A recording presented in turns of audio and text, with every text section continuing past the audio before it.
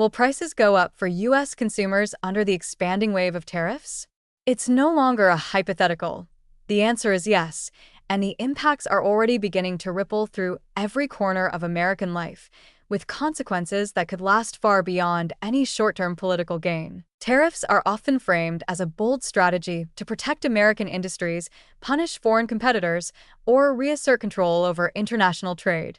But for American consumers, they function as something far simpler and more painful: a stealth tax. When tariffs are imposed on imported goods, whether from China, Mexico, or even key allies like Canada, it's American businesses and families who foot the bill.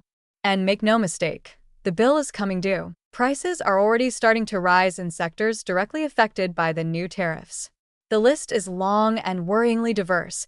It includes alcohol like beer, whiskey, and tequila, food items such as avocados, maple syrup, and citrus, and even critical commodities like fuel. That means higher costs not just for luxuries and indulgences, but for everyday essentials that millions of families rely on. And this isn't just a story of rising prices on imported goods.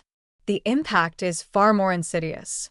For businesses that rely on imported ingredients, components, or packaging from local restaurants to major manufacturers, the cost increases quickly spread. Many will pass those costs on to consumers, leading to higher menu prices, higher service fees, and thinner household budgets. Others will simply cut back, scaling down operations, freezing hiring, or shutting down entirely. This economic squeeze isn't theoretical, it's real, and it's hitting working-class Americans hardest. Consider the auto industry, a pillar of U.S. manufacturing and employment. Modern vehicles are not made in one place. Their parts typically crisscross borders multiple times. A car assembled in Detroit may include transmissions from Mexico, electronic components from China, and steel from Canada. When tariffs raise the cost of any of these inputs, the entire supply chain is disrupted. That disruption trickles down to higher sticker prices, fewer affordable vehicle options, and job losses as production is scaled back or moved abroad entirely to escape the cost burden. Even companies trying to remain made in America are not immune. Many U.S. manufacturers depend on foreign parts or raw materials to stay competitive. If they can't absorb the increased costs, they will either raise their prices, making them less competitive with foreign firms not affected by U.S. tariffs, or reduce quality and service to save money. Either way, it's American consumers who suffer, often without realizing why. And for low-income households, this is especially devastating.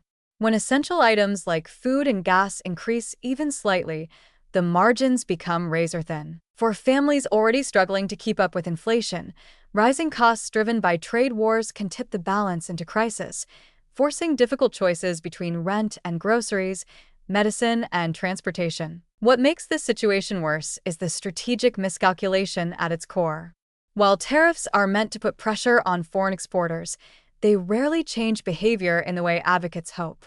Instead, they provoke retaliatory tariffs, hurting U.S. farmers and manufacturers trying to sell abroad. They disrupt long-established trade relationships, drive up costs for American firms, and ultimately, weaken the very industries they claim to protect. In this scenario, American consumers become the collateral damage of a trade policy turned political spectacle, one more lever pulled for optics rather than outcomes.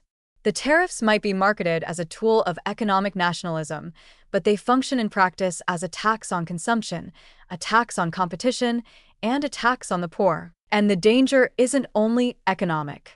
There's also a deep erosion of public trust happening beneath the surface. When people open their grocery bills, pay more at the pump, or delay medical care due to inflated costs, they don't just blame the supply chain.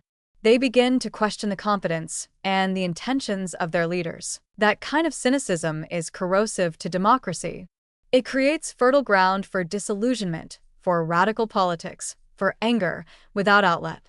And it doesn't just disappear when the economy recovers. So yes, prices are going up. And not because of natural inflation or global shortages, but because of deliberate policy choices made with little regard for the human cost. Choices made from golf courses and press rooms, not from supermarket aisles or factory floors. Tariffs may win headlines, but they lose hearts. And they do so at a price America cannot afford.